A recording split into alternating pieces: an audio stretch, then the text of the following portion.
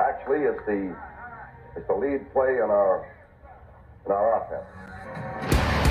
Tell the tackle, take the defensive end if he's over him. If he's not, you drive down the first man who is inside. Fullback, you tell him, take the first man outside the offensive tackle. No one shows. Go right by them and field inside. If the YN has the linebacker taken out, he cuts inside. If the YN has the linebacker in, he comes all the way around. So look at this play. What we're trying to get is a seal here and a seal here, and try to run this play in the alley.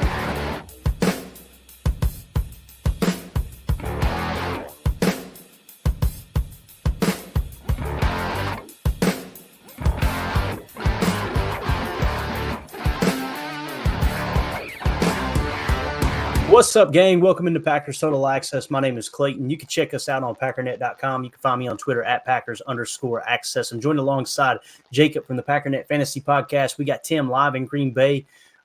Starting to show off disastrous. I don't have my football on the table, and I feel naked right now. Like, I got to have the football that I can have in my hand. It's driving me absolutely insane. But, Jacob, how are you doing, buddy? I'm doing all right. It's Monday, right? Yeah, it's Monday. Got Monday Night Football going down. I'm excited. Going a little bit early. Clayton's probably jumping off to grab his football right now because he's like a dog. Literally can't have. Maybe the dog's got the ball. Yeah. How are you feeling, Tim? What do you think? I rip that ball out of that dog's hand so quick. Right. Go ahead, Jake, sir. Oh, no, I was just asking Tim how he's doing and what he thinks about tonight. I think, I don't know if you guys are up on the down low, but it looks like Deuce Vaughn may not play tonight. Not sure if that's going to affect anybody's fantasy or anybody's betting, but that's what Tony was texting me, so maybe keep an eye on that. But should be a good game tonight. Kind of, I don't really know what I think about the Chargers, but dude, Keenan Allen's a beast. I just know that dude is a freak. Yeah, they've got some bad coaching out there with the Chargers. That's my personal opinion.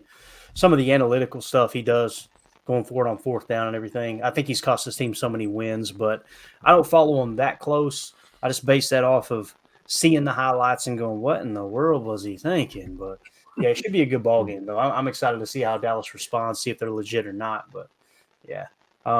Tim, who you got tonight, man? Chargers or the Cowboys? I'm a defensive dude, so I think maybe it's a bounce-back game for that Dallas D. That's all I can think of. So I guess I'm leaning towards Dallas as much as that makes my stomach gurgle to even say that. Yeah, I don't know. I might have to pay attention to the game. Who knows? I was like doing like 10 different things today, and I was running late, and I'm like, oh yeah, there's a game on tonight. It's just like I kind of slipped my mind, but I guess right off the cuff, probably Dallas. I'll take. What's the line on the game? That's a great question, and one that I don't have an answer to, Tim. Maybe Jacob knows that. Would you say, Jacob? I'll find it quick. All right, cool. We got Omer in the chat said, Packers lose to the Broncos. Barry and Matt going to be working at McDonald's soon. He said, da-da-da-da-da. So yeah. Turtle says a symbol. Like it. We got the PTA posse in the house in here. Real quick, according to ESPN right now, Dallas is only minus 1.5 favorites, which okay. Surprising. That'd be interesting for sure. Let's do this, man. Let's kind of talk a little West Coast offense philosophy. And there's been a lot of communication here this past week about this offense, and some people are calling for Matt LaFleur to be fired, right? Others are still blaming Joe Barry, and I think there's just plenty of there's plenty of blame to go around, both players and coaches, everyone across the board. But when you talk about this West Coast offense, one of the things that got unveiled here last week, and I don't know who started the rumor. Actually, I do, because it was me.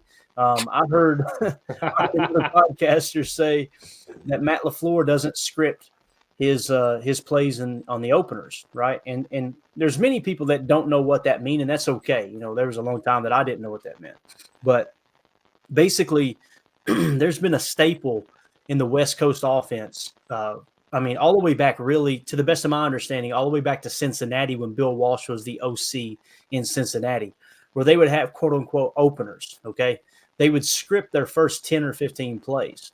And what that means is they would already have it laid out like, hey, we know what our game plan is going into the game, right? Like, okay, this is how we're going to attack their defense.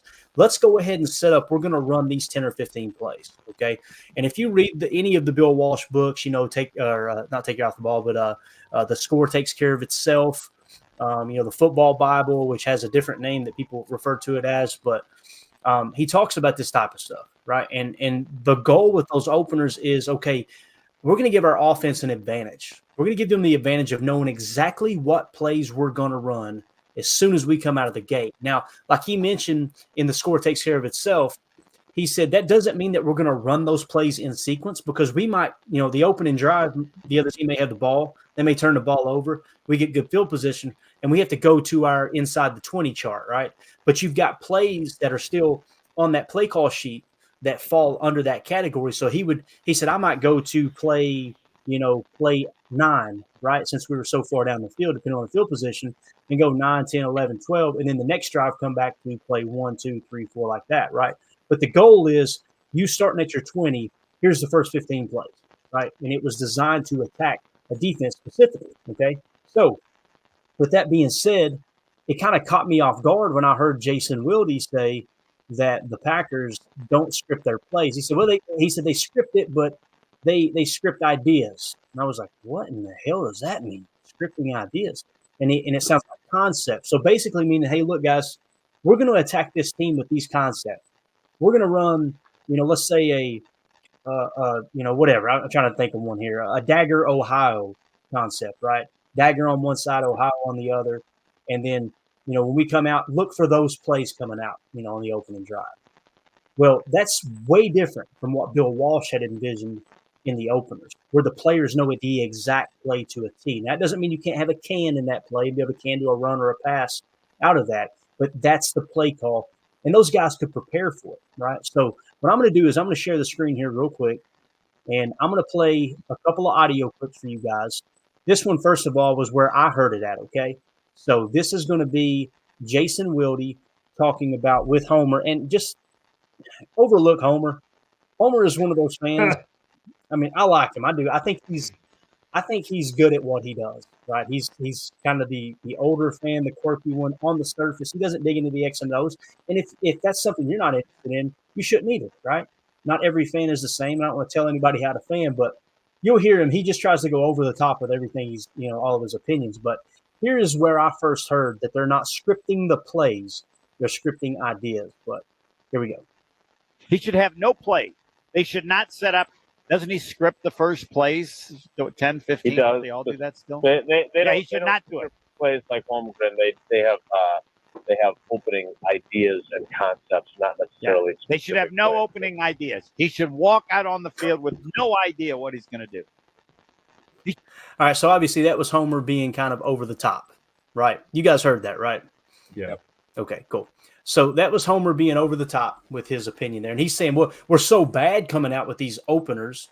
He should just forget that and just go out there. That's actually kind of what they're doing when they're just, scripting concepts, right? So I'm going to go now to a Bill Walsh video from A Football Life Bill Walsh. You guys can watch it for free online right here on YouTube.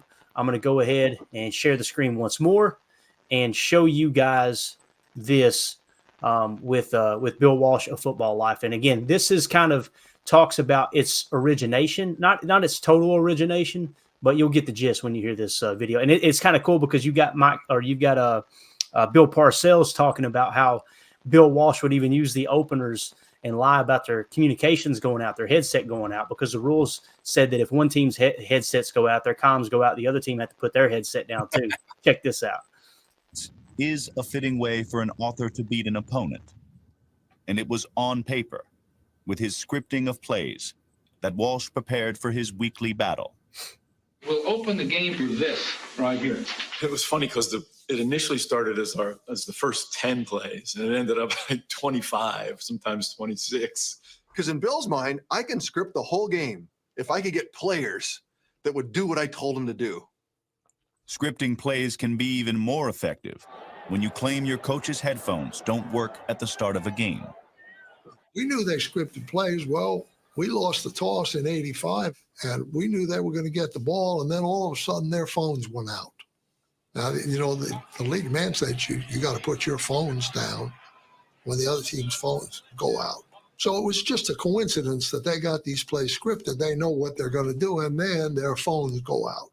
We were kind of, I don't want to say caught off guard by that, but we had to make some very quick adjustments. I kind of thought that that was a little bit calculated on their part. Getting ready to play them the next year in the playoff. And I said to Bill, these phones go out again to start the game. I said, I'm going to expose you, okay? He looked at me with a little wink and he says, just a little gamesmanship. And I said, I understand. I love it, dude. I absolutely love it. It doesn't get any better than that. So I wanted to play that video so you could hear Joe Montana say, you know, it started with 10 plays and then it turned to 15, and he would script the whole game if you would let him, right? And, you know, the reason I pointed that out was because that's a staple in this West Coast offense. You know, Bill Walsh did it, right, in San Francisco. Well, Mike Holmgren comes from San Francisco to Green Bay. He scripts the openers, right?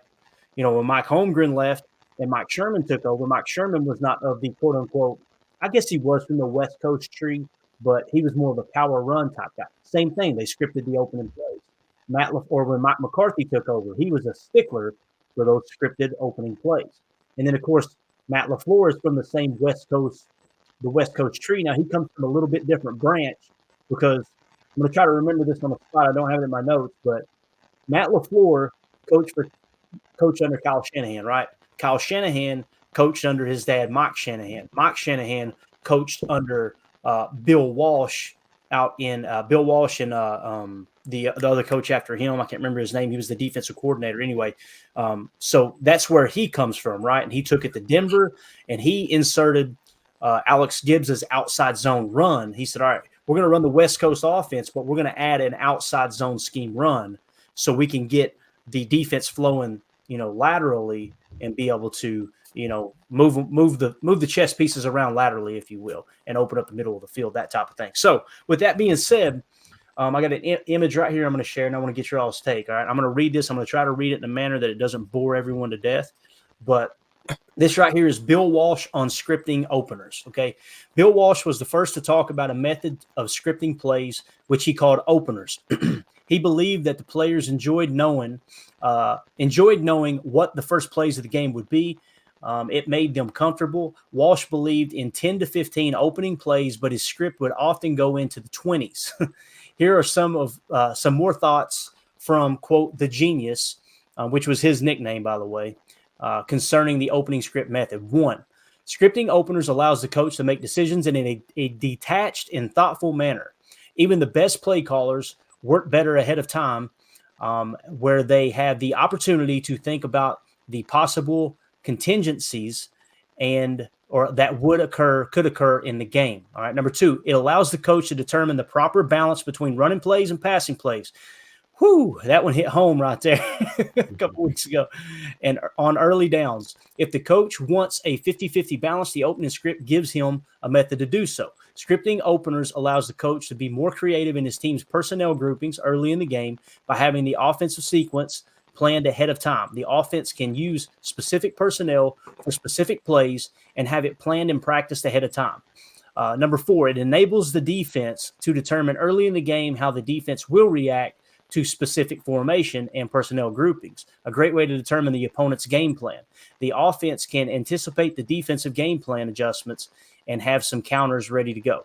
All right, number 5, allows the coaching staff to see how the defense will defend certain plays or play sequences. The coaches can be prepared to know what to look for and ready to suggest some alternative plays and moves. Number 6, openers are great to allow the quarterback to get in rhythm. We can use some of that right now. Practicing these plays ahead of time will improve the level of confidence that the quarterback has at the beginning of the game. All right, number 7, scripting is a great way to include, quote, special plays early in the game and be sure that they will be run. We often work on special plays only to hold on to them and never call them in a game. So you kind of force yourself to run those special plays. Number 8, increases the versatility of the offense without having to run a large number of plays or excessive number of formations. different formations and looks early in the game will require the opponent to do some thinking and some aggressiveness out of the defense. Now, kind of in summary, it says Walsh believed that one of the greatest uses of openers was the sheer confidence that the offense had in the game plan because it knew the opening plays and had practiced the sequence. If the offense scores on the first series, the confidence level shoots up and could lead to a dominant offensive quarter or first half. All right, so you could see it's all about building momentum. It's all about having trust in the play. It's all about making your players comfortable, right? Randy Cross was on that same Football Life. He said, we used to give Bill Walsh hell the night before the game. Like, Bill, we need those openers. Can I get the openers? Yeah, I'll get them to you. No, I need the openers now. They want to know what they're running going into the game. And to the best of my knowledge, and I could be wrong here, but to the best of my knowledge, that's the first time I've ever heard of an NFL team not having openers for a game plan. Right now, again, I don't want to draw an extreme, not comparison, but like I don't want to falsely explain what's going on here. What he means by, well, they've got ideas, meaning they've got concepts. Like I was saying, like, okay, we're going to attack the defense this specific way, right? And you don't have the specific play calls there, though. So that blew my mind, Jacob. I'm not going to lie, man. I've been keeping up with football. Like, I was telling Baz, and we were chatting about it offline, and he was blown away. He was like, they don't script their plays. I'm like, they script ideas, but they don't script the actual plays. They don't have it because that's been going on for so long, and it just makes so much sense. What's the negative to having a scripted play call? Like, the only thing I can think of is if your coach is so paranoid that someone is going to let that information out of the building and give your first 15, 20 plays to the opponent. But it's funny how we seem to be the only team worried about that. But what do you think, Jacob? I mean, yeah, dude, like I said, I have that in my notes before we even talked about it. I thought I was going to surprise you with that little factoid, but nah. Apparently I was a little bit sorry, dude. Sorry. Yeah. But no, I have it right here in my notes too. It said Bill Walsh would script 10 to 15, and then I extended it to 25 plays.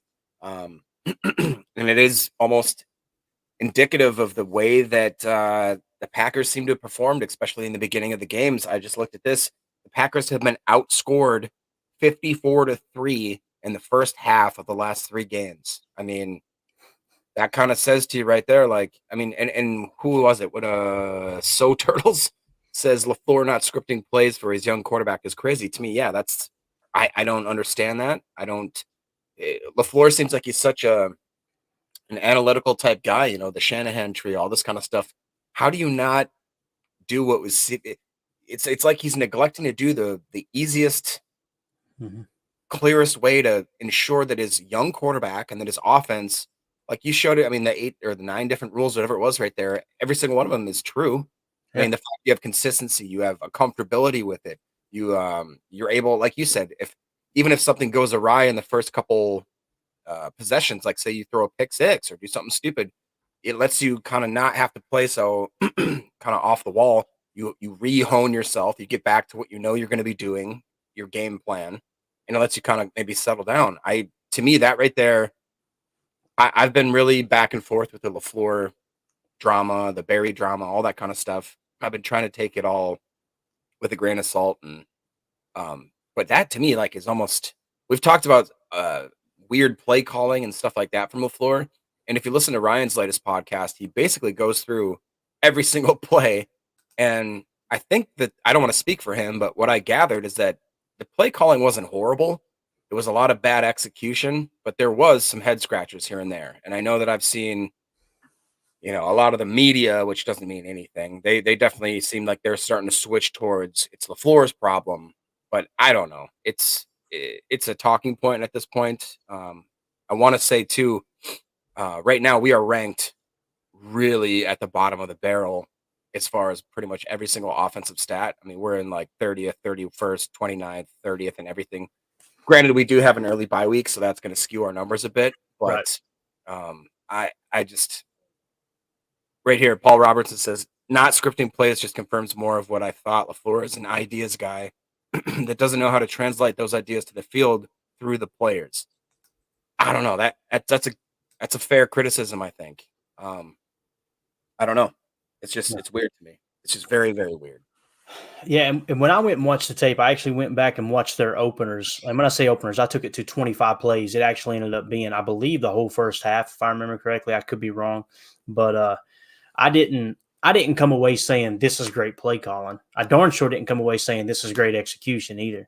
But the thing that caught me off guard was you were running inside zone and you were moving the sticks.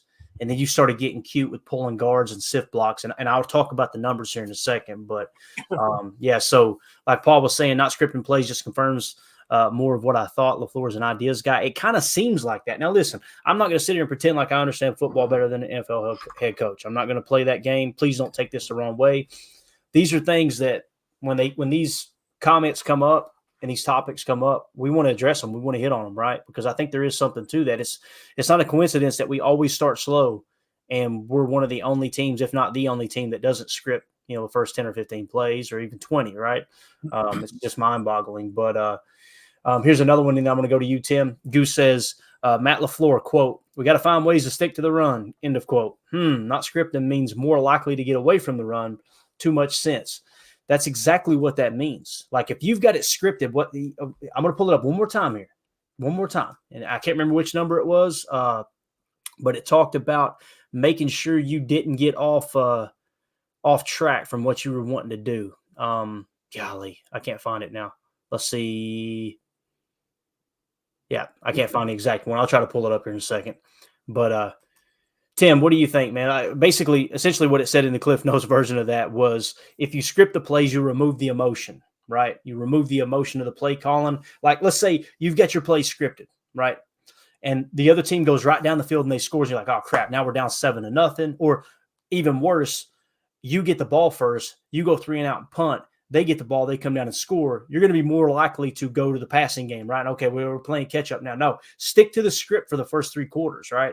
And what I mean by that is you would be willing to stick to the script for the first 3 quarters. And when you get to the 4th quarter, like Michael Lombardi says, it's a standalone game, right?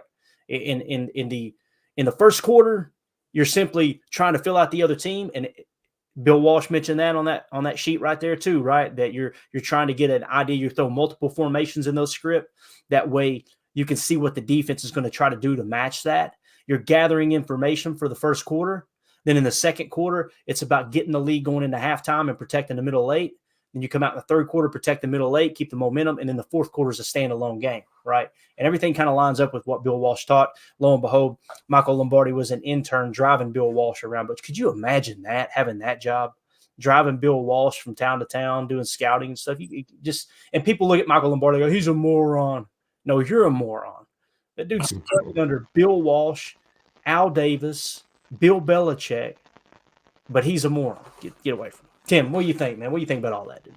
I think I understand where, the frustration comes from with this, because when you're not scripting and you don't, you're building things based off of concepts. Well, concepts are great, but when it comes time to execute, if you don't really have a script to stick to, because everything's based on, you might be overthinking this or overcomplicating things. Like it's almost unforgivable with a young team like this. I mean, it's bad enough we're asking, linemen to pull and, do these crazy blocks, and we've got sifting tight ends left and right all the time. And this team is young. Like, don't you think scripting the first 15 to 20 plays would help a young team? I mean, obviously the comments about a young quarterback, first year starter in Jordan Love, that's true. But I mean, the rest of this offense is pretty young as well. And maybe guys will run the correct route a little bit more, if they know exactly what they're doing. One of those that was on Bill Walsh's list there was building, confidence within your players as to what they're going to go out there and do. So when they're running out of the tunnel onto that field, you've got a vision, you have a plan, you know exactly what move you're going to make. And, to your point, Clayton, regardless of what happens out there, you have to have a base plan that you're going to stick to, and, that there's a reason that those call sheets are laminated for the coaches, and that they reassess them and reprint them, at halftime. And, it's constantly evolving as it is. So you got to have a base formula to your approach, and you can't really I was the one who said, let the kids play. That was my quote in the off season. Yeah. And it's like, I feel like maybe Matty LaFleur took that to heart and he's just letting the kids play too much. and he's asking them to do too much sometimes in certain aspects of the game. I think of the Emmanuel Wilson throwing the football on 4th down to our quarterback and, tight ends running, to the sideline and instead of to the flats and, all kinds of things, man. Like, I feel like the illusion of complexity can still be a part of your offense, but you can go ahead and stick to the script, so to speak. I'm sure McCarthy's still scripting plays in Dallas. Absolutely is. So not to draw that regurgitated comparison again, but like, West Coast offense, that's true. You hit it on the head at the top. It's a staple of that offense. It's a principle, a pillar of that offense. And yeah, Bill Walsh liked to push the envelope. He'd have 20, 25, 30 scripted plays probably. But to not have as much as could we get 5 or 10? Could we, right? Because you can't tell me those 3 passes in the Detroit game were scripted. At least I hope not. So yeah, and you put into account you don't have a script of specific plays, and then you come out and you can out of a run to a pass and put yourself behind the sticks. To me, that's what I seen in that game, and that's why I put more blame on the play calling and the game plan as opposed to the players on offense, because it was just all day long you were playing from behind the sticks outside of the first drive. The first drive, you were going split flow inside zone, right, which is sift, but you were running inside zone. Then you started doing split flow with a pulling guard. Now you've got all these pieces moving. And another thing, too, that I didn't think about in the moment, but when I went back and watched the tape, the interception that Jordan Love threw to dump truck, right? He turned around, blind play action. You had a sift, too. So you had, not only did you have him snapping the ball, doing the blind, but then you had a tight end flashing in front of his face. Think about that. Turning your back to the line of scrimmage, doing a play fake, then coming around as a tight end flashes past you, and you've got to now locate your read. And it's just, and it explains to me, like, when I went and watched the 49ers and the Rams tape today, I was expecting to see the same thing. And I was going to go, they're making it work. We should be able to make it work. Maybe it's not that. Maybe I'm being too egregious when it comes to complaining about all the sifts and all the pulling guards.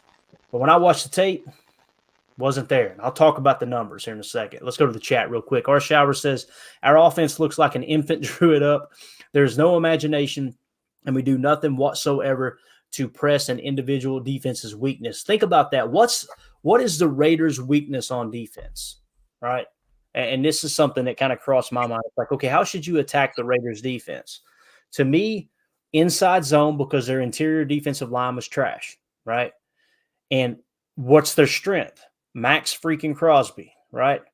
Well, we decided to do sift blocks on Max Crosby all day long with rookie tight ends.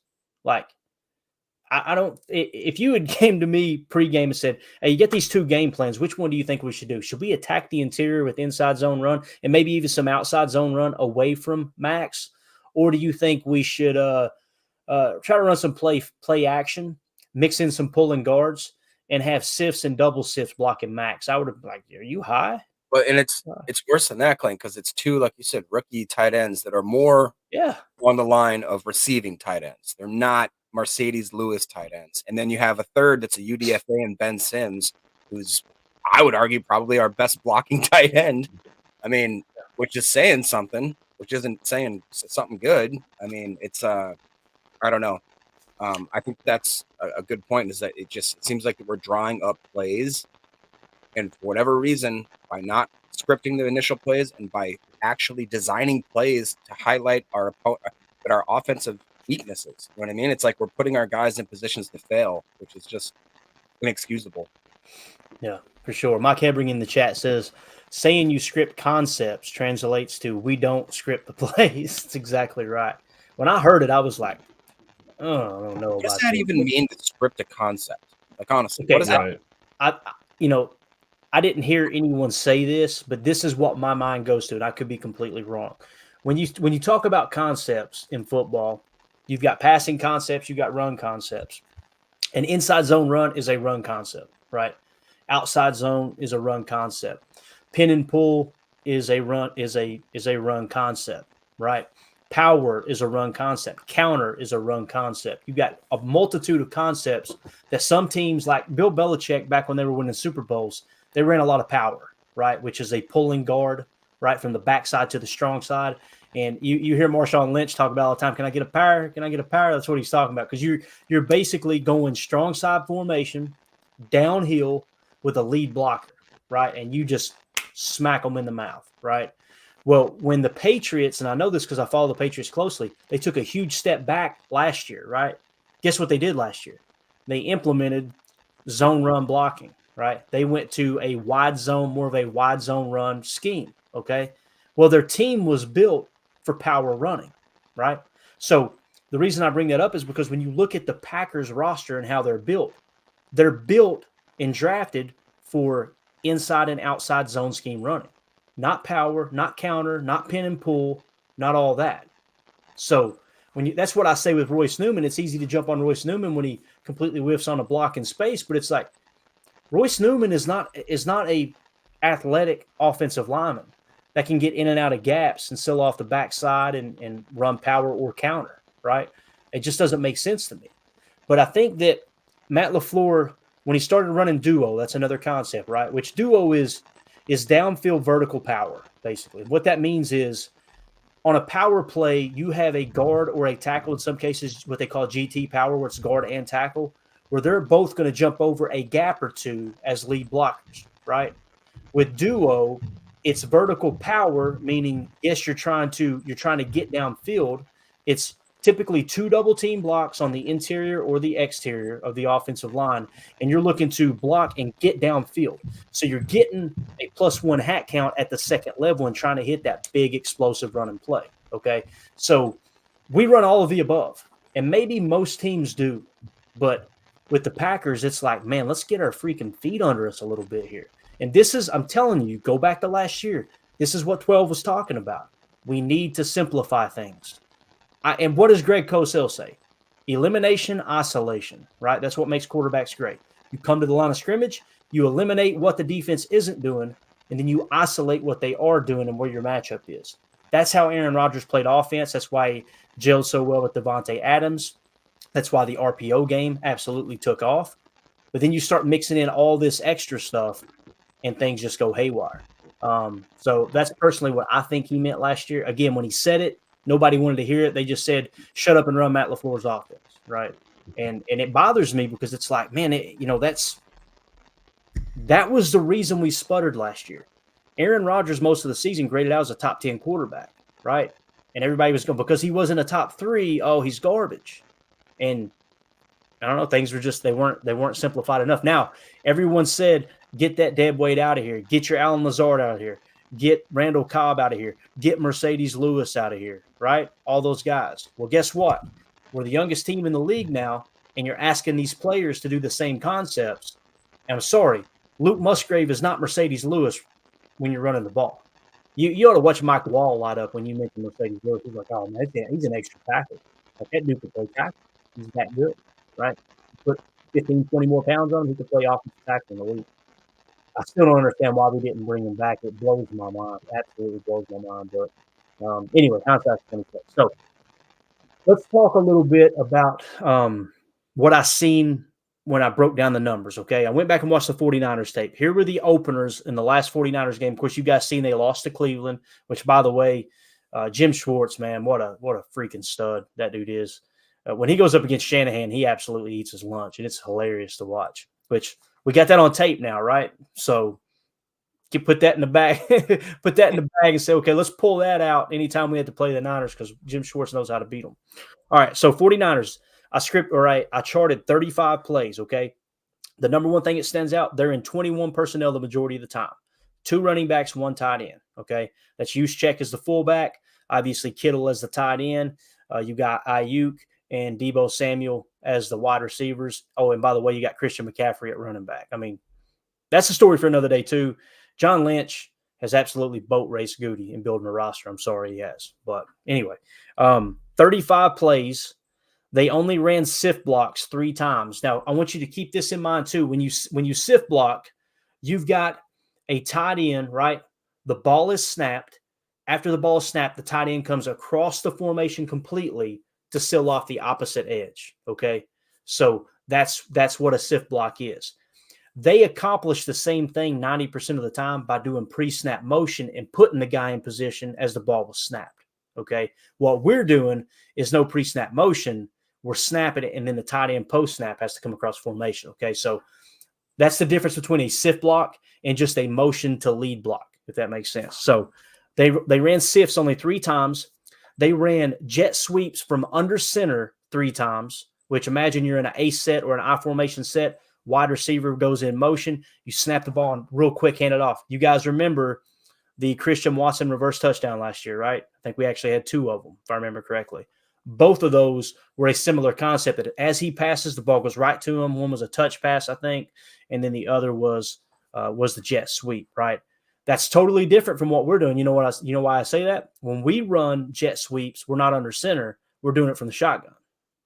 Big difference, right? So that's something that stood out.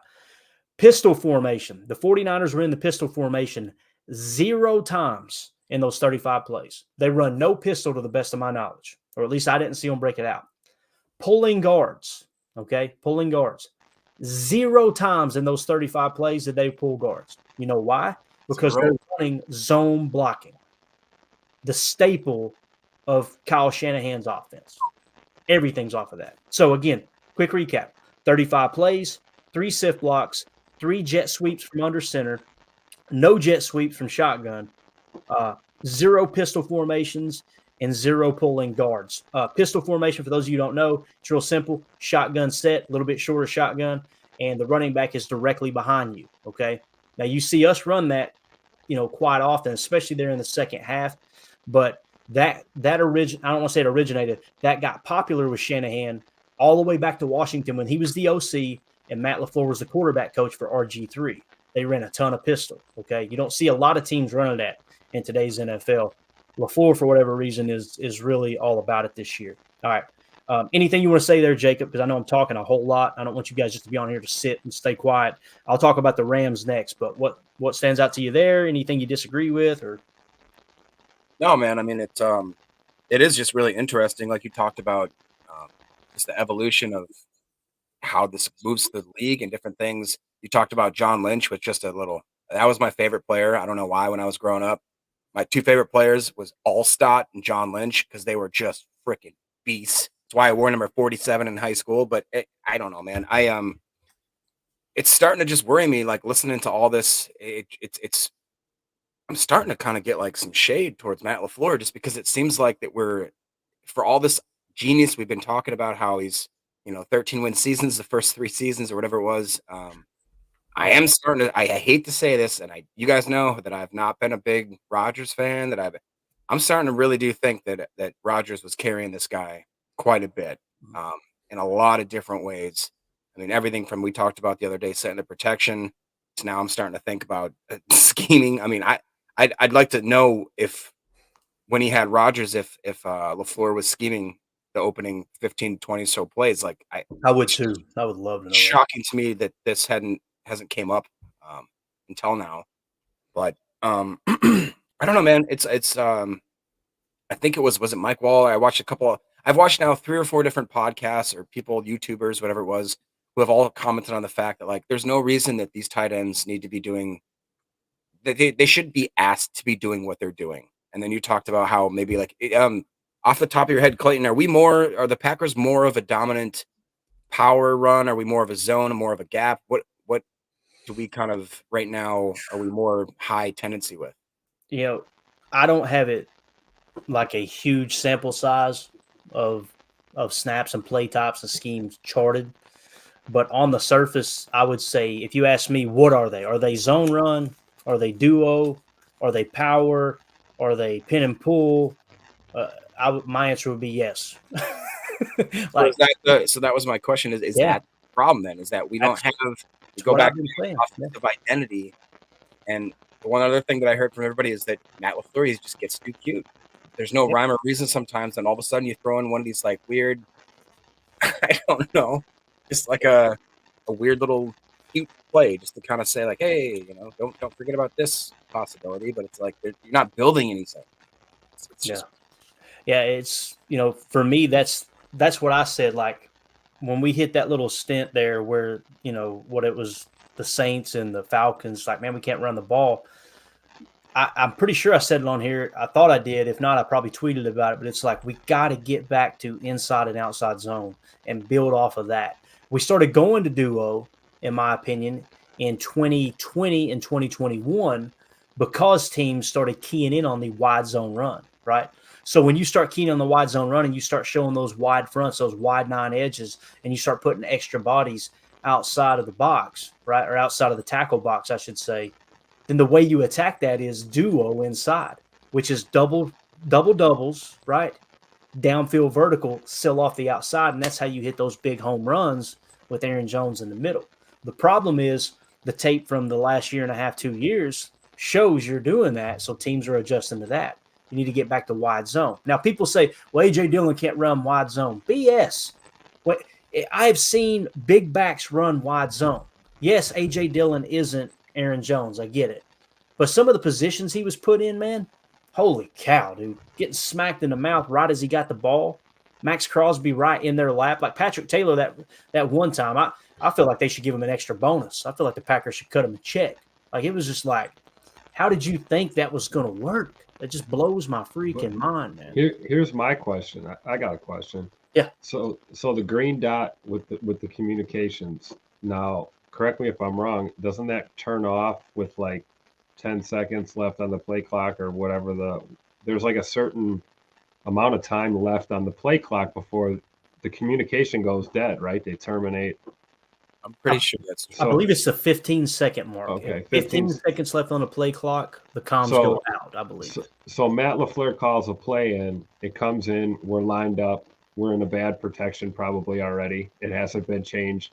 We're sorting it out. Now communication goes out, and Jordan Love checks out of the play into for example, the Patrick Taylor play you just talked about. He moved him to that position. That was a canned play, I believe, that he either checked out of a pass to a run or something. So how much of that is on our quarterback, and how much of this comes, back to concept or play design? Like if you call a play that you want it to be ran, and there's a few options, and then you check out incorrectly. Mm-hmm. I guess it's on both, right? I mean, we're not playing the obsessive blame game here, but I think it's got to be some of those moments are, first of all, we don't have a great track record of clock management skills really in the last couple of seasons, to be honest, even with Aaron back there, even with Aaron kind of, like you said, kind of carrying the load in some respects. But we're seeing that now too, like really close to the end of the play clock before we're getting the snap off or guys not getting set, these kind of things. I don't know. I just wonder if it's like too much guys are frazzled or panicked back there because they don't know what they're doing. There isn't a defined concept or there isn't a defined scripted way to start these games.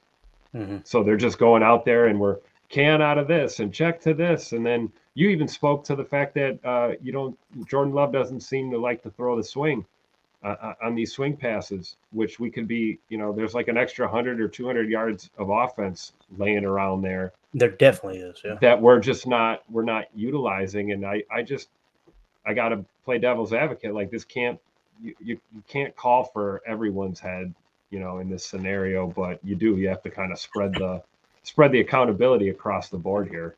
Absolutely. Yeah. As far as the cam play too, I imagine they break the huddle. Let's say they're at the 25-second mark, right? They break the huddle. They come to the line. Matt's talking to them. The play's already in. Hey, look, if it's middle field closed, can to the pass, right? If it's middle field open, stick with the run, whatever it might be, whatever the check might. It may be 2 passing plays too. Keep that in mind. You may have 2 passing plays with 2 different sets of concepts. They call that play in the huddle, both plays in the huddle, and you know that the first one you call is the play itself or vice versa, and then the other one will be the cam play. You come to the line, all right, middle field closed. What I mean by middle field closed, if you got 2 on the shelf, if you got 2 high safeties, right, you're showing that umbrella look. If you've got that, that's called middle field open. Safeties are up top. There's no one in the middle of the field pre-snap. Now, post-snap, that could change. But pre-snap, that means middle field open. If you're playing single high, then you got an extra guy underneath. That means middle field closed. Okay, that's what I mean when I say that. I need to try to explain this stuff as we go. I Can I apologize. ask you a question quick? Yeah. So when you talked about middle field open with the too high, is that why I understand that they developed the Tampa 2 to bring that middle linebacker deeper into that coverage zone to kind of offset that vulnerability there? There's multi levels to why they created Tampa 2, and they being it's the Wildcat down there in Ole Miss right now. His name escapes me. Lane Kiffin. His dad, Monty Kiffin, created the Tampa 2. Okay, and the whole purpose of the Tampa 2 was the West Coast offense was nickel and diamond defenses to death, right? And they were also with the Broncos wide zone boot scheme running outside. They needed extra edge protection against that wide zone. Okay. So what he did was he came up with a plan where the corners could be very physical to help set the edge on the outside and play underneath. Well, in order to do that, you can only go cover 2, right? So if you go cover 2 zone, you got 2 safeties on the shelf, right? And they're responsible for deep halves. Well, they decided, you know what? Most of the time, they're either going to attack the seam in that or they're going to stay underneath. Why don't we get us a middle linebacker and allow him to cover the deep center, right? If indeed the play call, suggests that. So they went and drafted Derek Brooks, obviously. And Derek Brooks is one of the fastest linebackers that ever played Mike. And his job was to cover the seam in the Tampa 2. So I say it's multi-level, Jacob, for that reason. Because they wanted something where, hey, look, we're still protected deep third. We're always going to stay at least a match 1-1 hat count deep, but also be able to be aggressive off the edges. And you've got to have a front 4 that can hit home.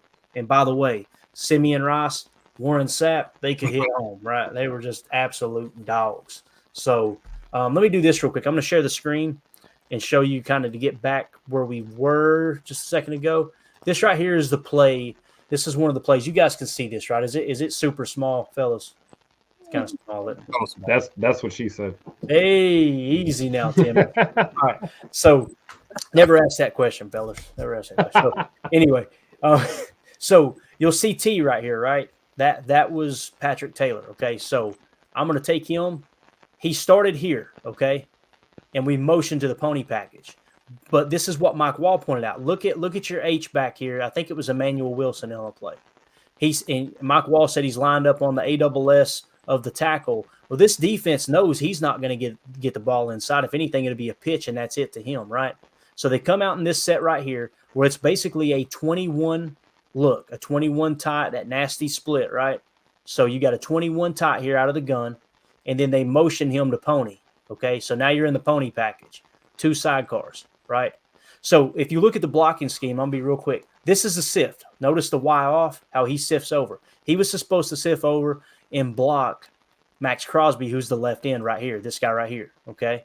So pre-snap, you come out here, you get set. The defense recognizes this Y off, and like Mike said, you've already ran this play. They know this sift is coming. You're not catching anybody off guard, right? When the ball snap, the H immediately goes to the flat, takes the corner with him. You ask Samori Toure to get in here and block this safety one-on-one. You're asking Elton Jenkins to block this defensive tackle who, oh, by the way, is on his outside shoulder. So he's playing more of a 3-tech. This defensive tackle right here was more of a 3-tech. If he was here, this makes sense, right? Because what you're trying to do is get the T, Patrick Taylor, into this B gap over here, right? So with the defensive tackle there, he's already got Elton beat off the outside shoulder anyway. You've got this strong safety coming in where Samori Toure's got to get in here and crack him. This is where we miss Alan Lazard, right? And everybody's, he's overrated. He ain't worth $10 million. Get him out of here because he was friends with Rodgers is the main reason people said it.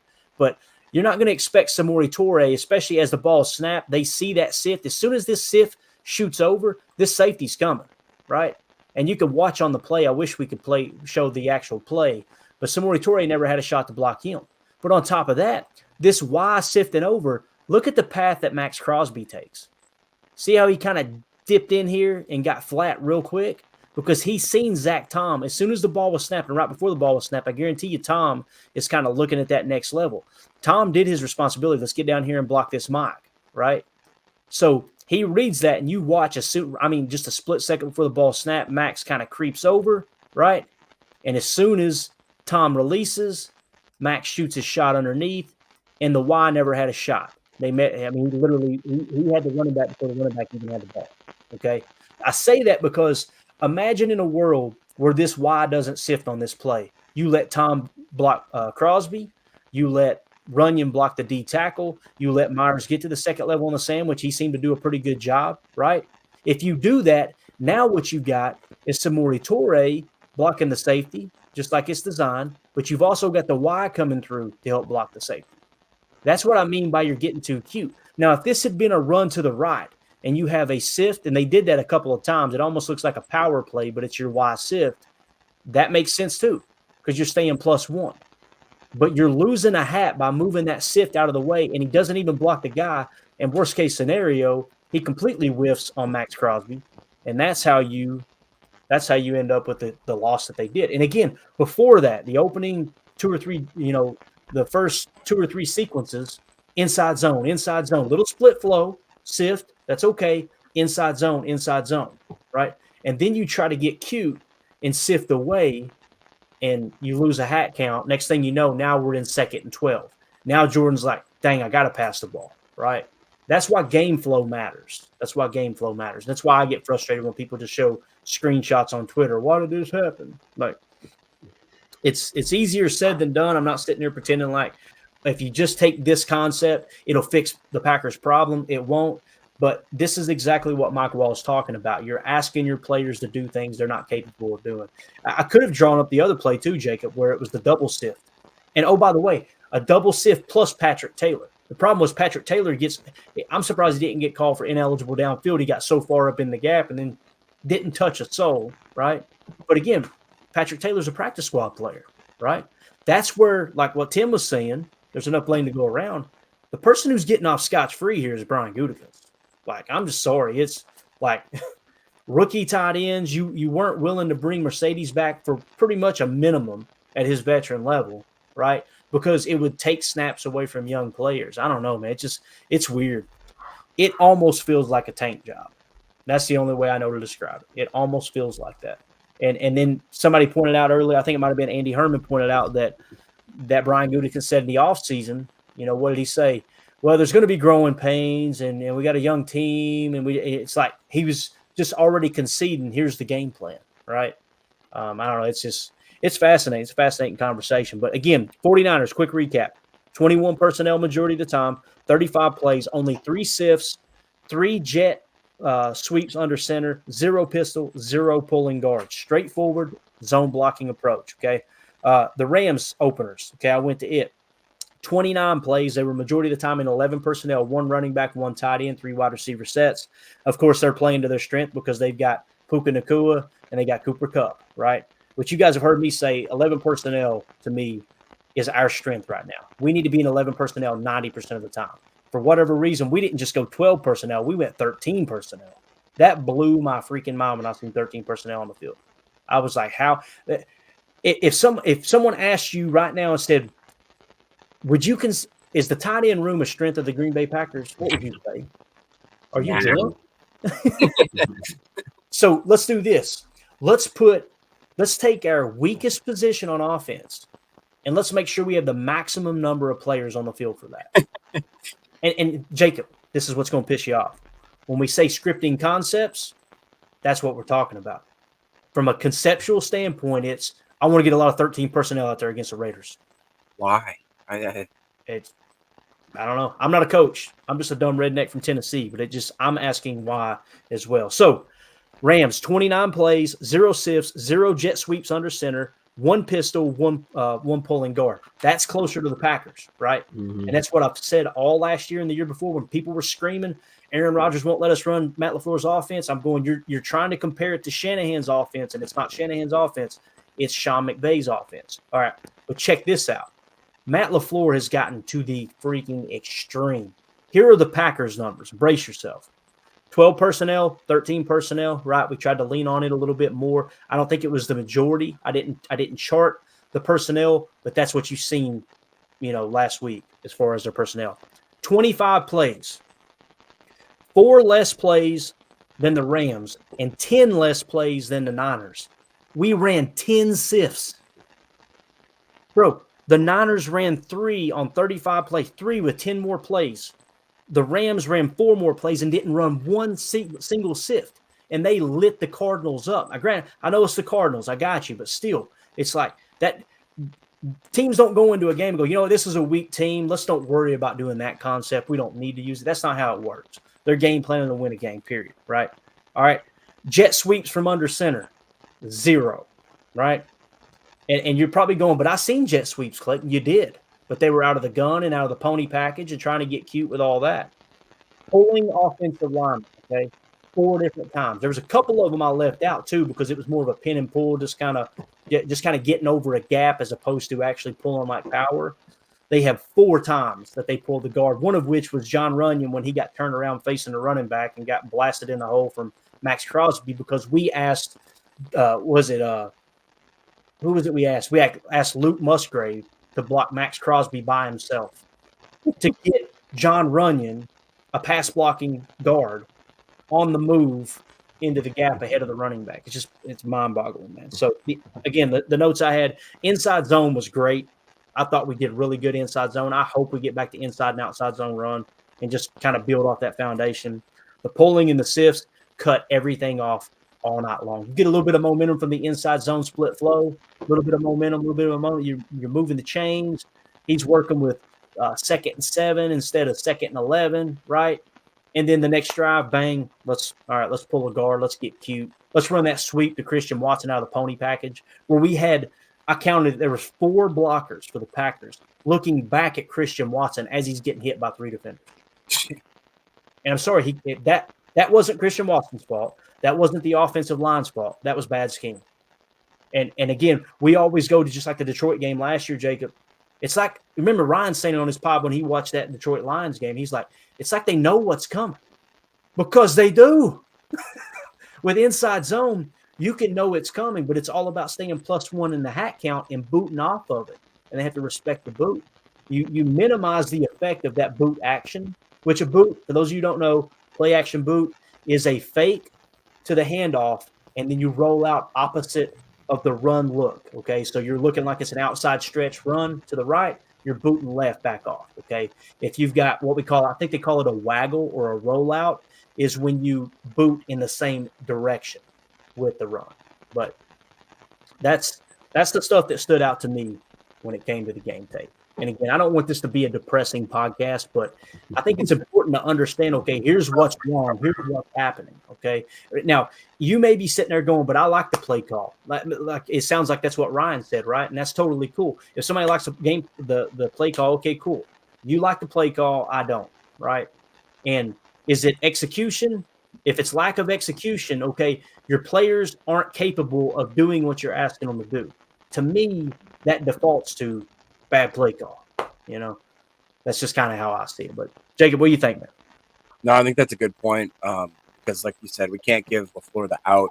That even it's like, well, it wasn't a bad schematic call. It wasn't a bad play call. It was schemed up the right way. At this point, going into week 6 or week 7, wherever we're at, like that was stuff you could maybe get away with in week 1 or 2 because it's like we don't quite know what the guys are capable of at this point. We're a quarter of the way through the season. You know very well, or at least you should know very well what your guys can and can't do. And like you talked about, you gotta look at that tape and be like, all right, they can't sift, they can't be pulling as much, they can't be the tight ends shouldn't be put in these positions. We shouldn't have second year very small guys like Torrey having to do very integral blocking route kind of stuff. Like we should maybe put guys that are like you talked about Lazard compared to Torrey. We have to understand that that's a difference. You have to understand that you can't run behind Royce Newman. You have to do like all these kinds of stuff. And it just seems like that we're not learning and that we're not adjusting. And that's what I guess is most frustrating for me is that we're not looking at what we do good and what we do bad and saying, all right, let's keep doing the good stuff. It seems like we're just being like, well, we're going to keep trying it because if not, then hey, what did Montreal say? He said how many times that he said they come into the meeting room and the coaches stand up there and draw it on the board, and they go, I can't get to that block. Well, the OC wants to run it. He wants to run it. Okay, you go out there and run it. It fails, and then the next day you're watching film and they go, huh, didn't get to your guy, did you? You should have seen Mike's eye. He looked like I could see a vein popping out there as he's talking about. I freaking told you I couldn't get to that guy. Like that's where it's tough. Man. So, Tim, what do you think, Bo? Oh, it sounds like a broken record, but I agree with Jacob. I mean, this is, multiple games in a row of this. We can look at overall adjustments not being made and also within the game. We see like little to no change, whether it's personnel grouping, whether it's play call, whether it's overall approach. Any changes that we see or adjustments we do see is too little too late a lot of the time. I mean, granted, we were never not in the game against the Raiders, but that didn't look good. It didn't look good at all. And I see Goose here in the chat. I was just saying that makes a lot of sense. It really does. I'll read it real quick. It says, Love seems to always be looking for the deep ball. He will pass up on check downs and intermediate route if he might have an opportunity for a deep ball, which seems to be a coaching point, because we saw that a lot with Rodgers and blamed him for hero ball. Yeah. Right. Now, is that a tell in this overall scheme, in this LaFleur offense, that we have now another quarterback that maybe this explains why the swing pass isn't getting thrown? I mean, because Rodgers would use those. He would throw the check down eventually. That's the difference between Rodgers and Love at this point, Yeah, and I think, we also talk about the poise that Jordan Love has in the pocket, which is a really good thing, but it's also almost a detriment because sometimes he's standing in there, a little too long as things are breaking down, when a step up or a step out might extend the play long enough for you to get to that swing or that check down. But I agree. I think he's looking down over the middle a lot, deep over the middle. Outside, runs to the quick outs to the sideline seem to be something that he likes too. But, I don't know. I don't know, but something has to change, and it's frustrating. Like Jacob said, I feel like we're not seeing like anything other than the fact that we came out running the ball against the Raiders, which we went away. Yeah, true. But at least we came out with clearly an agenda of running the ball. Like I had said a few days ago, like clearly that game plan was meant for Aaron Jones, and we just didn't have Aaron Jones. We had AJ Dillon. So at least we saw that, because I think Packer fans would have imploded if we would have ran out with 4 or 5 passes to start another game. I think people would have lost it. So we saw a little bit of change there, but I mean, I don't know, man. I just feel like you have to have a script in order to stick to it. And if you're having this approach of, well, we scheme concepts and we take what the defense gives us, it's like, dude, we should be dictating what we're doing out there, and let that defense try and react to it, set the tone, push the envelope. And maybe that's what, Goose is talking about here. Maybe Jordan Love is just like, screw it. I'm going to try and hit the deep shot when I can, rather than throwing the check down. But I don't know. Yeah. Time will tell, man.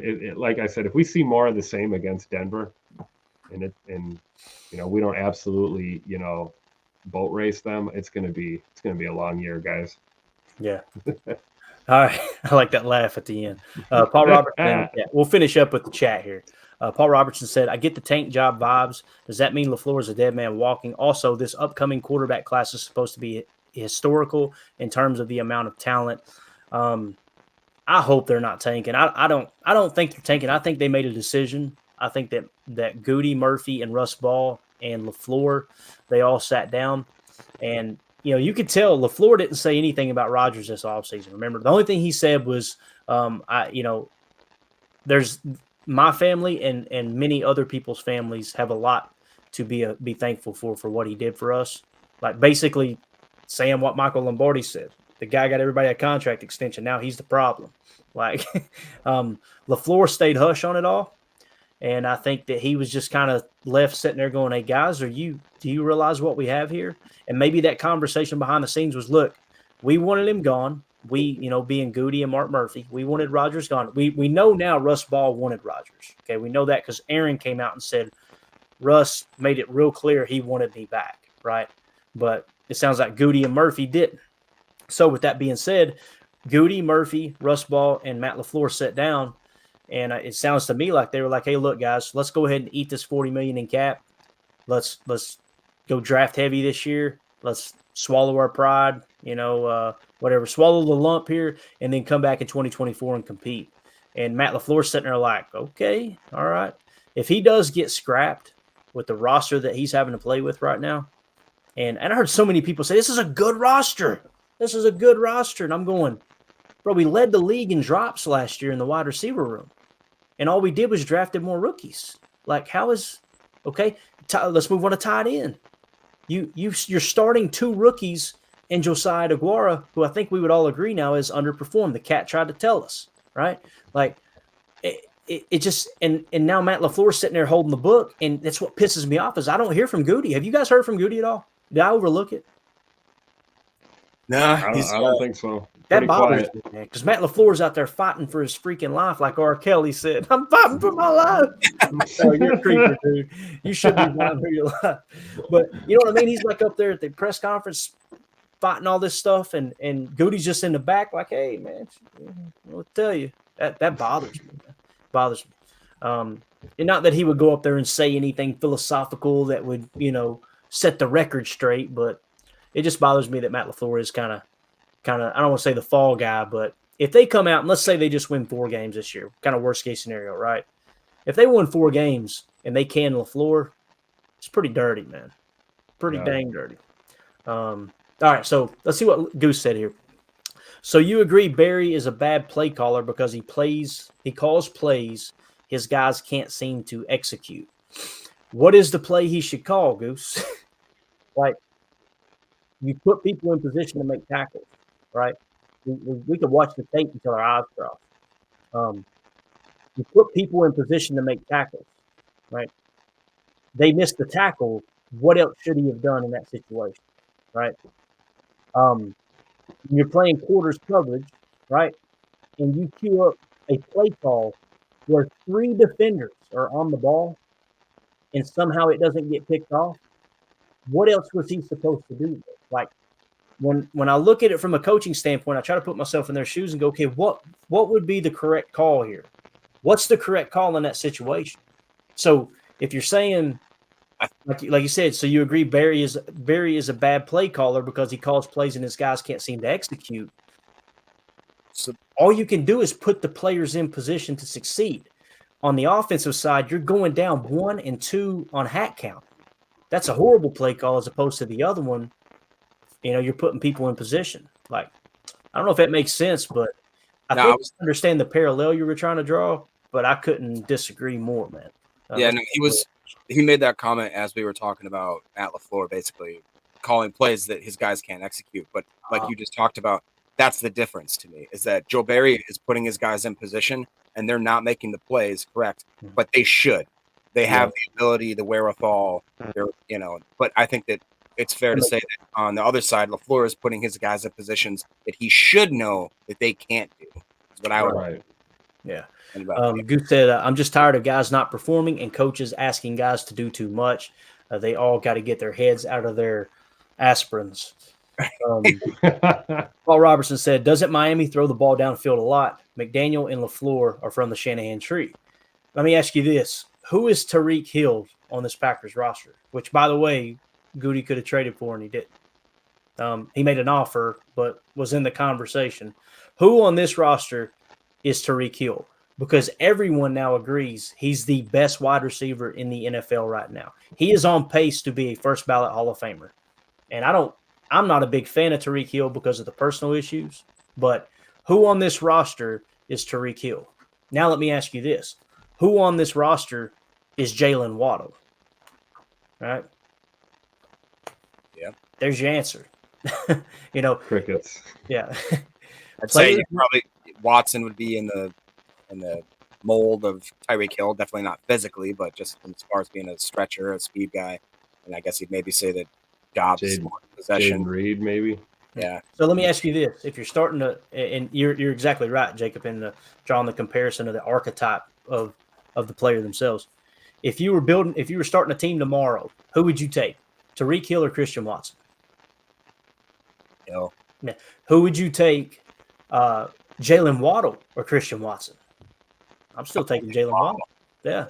So essentially, our number one receiver would at a minimum be the number 3 receiver on the Miami Dolphins team, and a team that likes to run a lot of 21 personnel. So he wouldn't even be on the field the majority of the time. Now, as far as the scheme itself, if you look at what we just tried to do against the Raiders and you look at what Miami's doing, it's not even close. I mean, Josh McDaniel, or not Josh McDaniels, but what's his name? Yeah, Mike Mike McDaniel is absolutely boat racing Matt LaFleur. And I know a lot of people don't like him because of the Play Callers podcast and how he seems arrogant and this and that.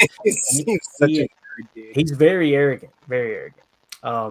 But yeah, he's got that thing roaring down there, man. Got it absolutely roaring. Which, oh, by the way, Vic Fangio, everybody was screaming we should have brought Vic Fangio in. Look at their defense. Hot garbage. Yeah. Hot garbage. And that's the thing that everybody's overlooking about Joe Barry. When you look at this defense overall, middle of the pack, man. They're holding their own. And in some statistics that I think is very important, points per play and yards per play, they're borderline top 10. So did you ever see that meme of Mike McDaniel? He's like walking through his guys while they're pregame stretching or whatever, and he's like doing this. He's wearing sweatpants, and then it shows like can't remember what the caption was, but it was like when your parents leave you alone for the weekend to run your football team. Yeah, to run the football team. Yeah, that's the best. He's hilarious, man. And either you think he's funny or you think he's faking it and he's egotistical. You know what I mean? Like that. There's a lot of people like that. People that I won't mention his name, but people that I respect a bunch are like, bro, I went to school for psychology. And that dude right there is full of himself, and he tries to put on this facade of, "Oh, I'm a nerd, I'm stupid," and yeah. But anyway, I haven't figured myself out. I'm not going to try to figure other people out. Sam H in the chat said, "Rest in peace, Paul Brown." What is that word, Tim? Progenitor of the Ohio River offense. All right, gotcha. He's the creator of the Ohio River offense, later known as the West Coast offense. So, West, y'all. West. Since y'all brung it up, so basically the way that came about. Long story short, Paul Brown was the OC in Cincinnati. I'm sorry, Bill Walsh was the OC in Cincinnati under Paul Brown. He completely constructed that, ran that offense. Paul Brown actually didn't create that offense. Okay. And it was called the Midwest offense is what it should have been called. But the only reason it happened is because their starting quarterback who had a strong arm got hurt, and Bill Walsh had to come up with a plan. I think they traded for Virgil Carter, I believe was his name. They bring him in. Short passing game, extremely accurate, not much arm strength, kind of mobile. They said, hey, let's design a short passing system for him. That's where it actually got started. But as far as Paul Brown, you guys may not know this. The Cleveland Browns, they're named after him. They're actually named after Paul Brown. And then when he goes to Cincinnati and everything kind of takes off there. One of the things he did, I believe, before he went to Cincinnati, the face mask, he created the face mask. A lot of people don't know that. I believe him and another guy had the patent on the first face mask because his player got his face broke. When I say face broke, I mean like several bones in his face broke where people were punching him back then. And he created this very, very durable, about the size of your pinky guard that would deter people from hitting in the face because it would break their hand. Another thing he did too was he would have a coach on the upper level take pictures of Polaroids of the plays, right? And he would put it on a zip line and take it down to the sideline. And Paul Brown would have Polaroid pictures over there. Shake it like a Polaroid, you know what I'm saying? Like in the place. That was your first film study, essentially. He created that. And he actually paid before they came up with the zip line, he actually got a little boy out of the stands one day, a fan, and said, hey, I'll give you $5 or whatever if you'll run pictures, down to me from up there. I'm like, heck yeah, I'll do it. So he was actually relaying the pictures down to Paul Brown. Paul Brown was an absolute pioneer of pro football. Love that guy. So anyway, nerding out over here. We got to move on. We're way over time. Jacob, let's wrap this thing up. Anything else you want to hit on, dude? Just real quick, that quarterback who ended up getting hurt was Greg Cook, 6'4", 200-plus pound quarterback. who ended up tearing the rotator cuff, and that's what eventually led to Virgil Carter rocking in there. I believe Virgil Carter too was one of these weird guys out of BYU, which came from Steve Young. There was a whole bunch of different people that came out of that BYU system too, which is kind of cool. Yes. Yep. And that's another reason why Bill Walsh wanted him, was because the West Coast offense is synced up with footwork, right? Everything's timing based. 3-step drop. By the time your third step hits, you should have already been through your first 2 reads. All right. 5-step drop. You've got time for 3 reads. Like, it's amazing the sequence that everything ties together. He was a stickler, dude. Bill Walsh, he demanded excellence. He told Randy Cross, that same guy I mentioned earlier, he said he pulled Randy Cross in because it was he was wanting a new contract.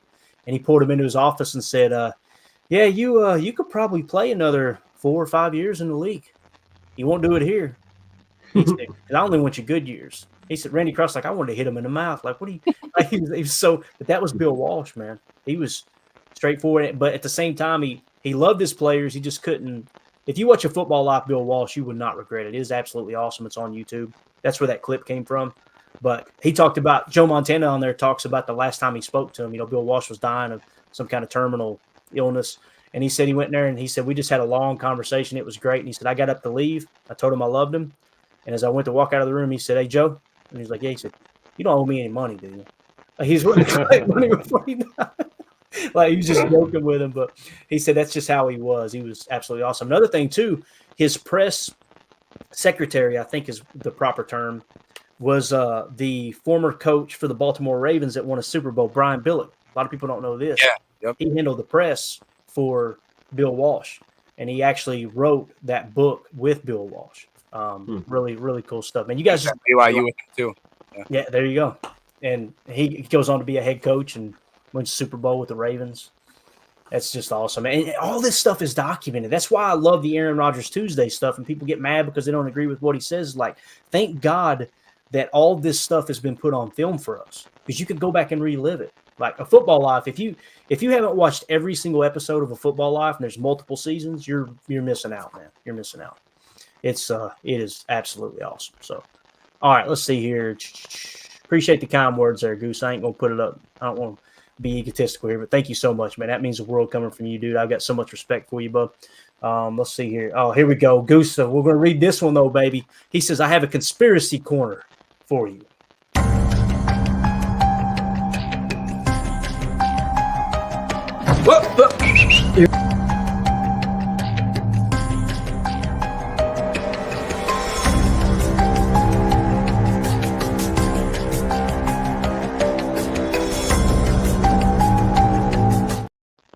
All right, he says, Goose says, I have a conspiracy corner. Matt LaFleur is crapping the bed on offense so he can get his brother in here. Oh, boy.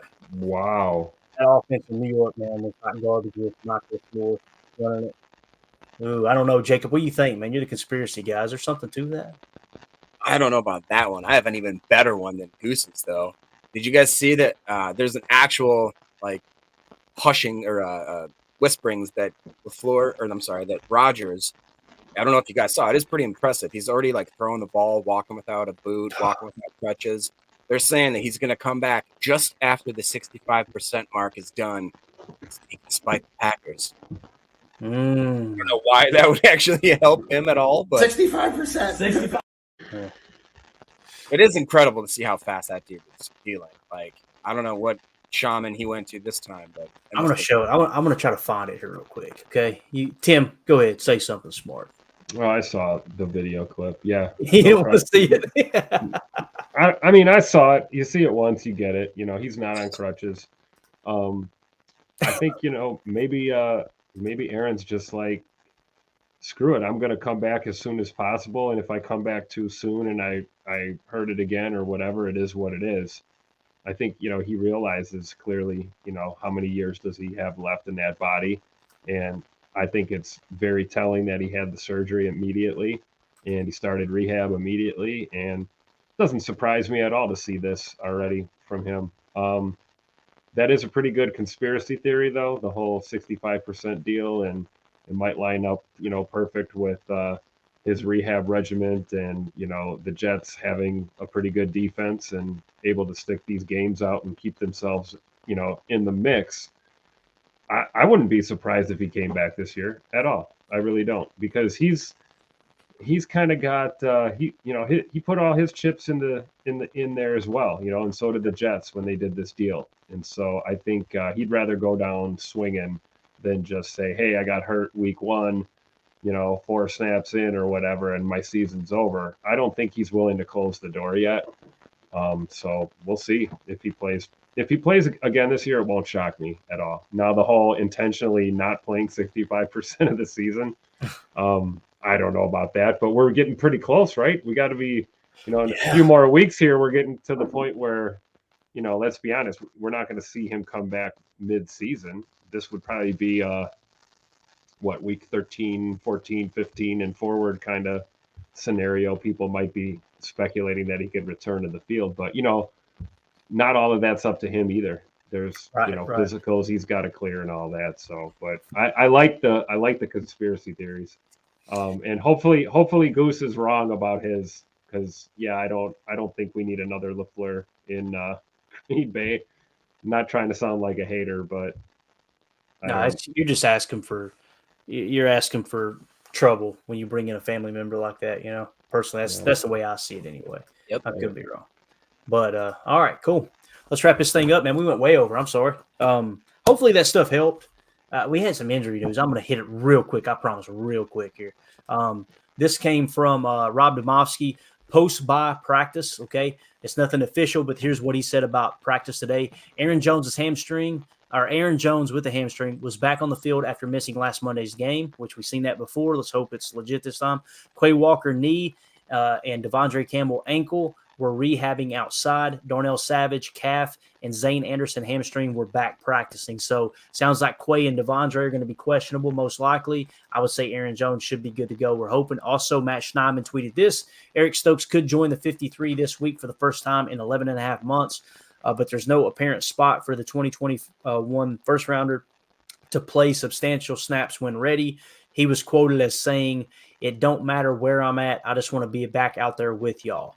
And, of course, Matt Schneidman's got a story that you can click on there, probably with The Athletic, if you subscribe to that website. So good stuff there. So let's just come out this week, man. Again, if the game plan last week would have been simple, I think we beat the Raiders. That's what's frustrating to me. And I don't want to start another conspiracy gate here, but I don't know. It just kind of feels like everybody's like, Matt, listen, just go out there and try a bunch of stuff. Let's see what we got. Let's evaluate this year, and then if Jordan isn't the guy, then guess what? We'll go get another quarterback, which, by the way, you guys are going to hate this take. I'm not a big Caleb Williams guy. I'm not, personally. And it ain't got nothing to do with the 3 interceptions he threw against my Notre Dame Fighting Irish. I don't like his leadership skills, okay? He's the guy who had the I think it was FUND on his nails painted, and what great quarterback has ever came across like that? That's my that's the Darius Smith school. What's that? Baker Mayfield. Yeah. Did they win yesterday? No, they did. They lost a lot. Yeah. But anyway, Johnny Manziel is another one comes to mind. Boy, he's supposed to be absolute superstar, right? And again, Caleb's got a lot of talent, a lot of raw talent. But if you notice the big plays he makes, it's off script, right? There's not an offensive coach in the league that's like, hey guys, I want a guy who takes the check down. I want a guy who reads the defense properly. I want that type of quarterback, right? I don't know. I don't see it with Caleb. Ton of upside, no doubt about it. But people are comparing him to Patrick Mahomes and this and that. Goose said, "How about May?" I like Drake May a lot. I really do. There's a lot of good quarterbacks in this draft. That's why I'm like, the person who sells the farm to get Caleb. Oh, by the way, he made if I understood correctly, it is legit. I believe, y'all correct me if I'm wrong, but he made specific demands of the teams he wants to play for. So he's got a list of 5 teams he wants to play for, and that's it. I mean, think about that. Is that who you want on your team? No. If someone's like, "Hey, listen, I'm so good that I should be able to pick the team." Shut up. Yeah. There's a lot of red flags in that regard. And then, of course, against Notre Dame, he threw 2 interceptions. Cameron catches him on the sideline, cussing his offensive lineman out. And then the very next drive, he turns around, throws another interception, basically steals the game for him. I don't know. Tough. All right, Jacob, you got anything, buddy? No, I'm good. Tim? Go, Pat, go. Let's get over the injury bug.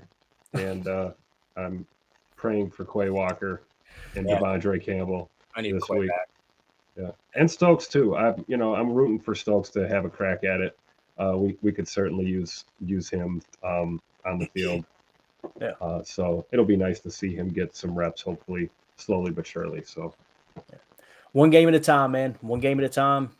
Go out there, keep it simple, stupid. Michael Scott, right?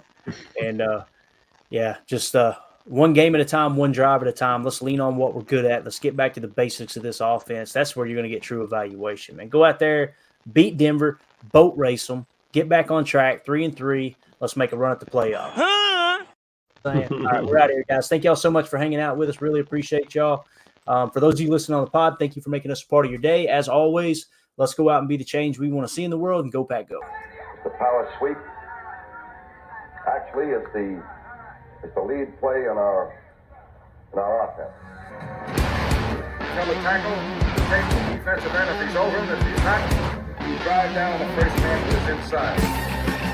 Fullback, you tell him to take the first man outside the offensive tackle. No one goes. Go right by them and field inside. If the YN has the linebacker taken out, he cuts inside. If the YN has the linebacker in, he comes all the way around. So look at this play. What we're trying to get is a seal here and a seal here, and try to run this play in the alley.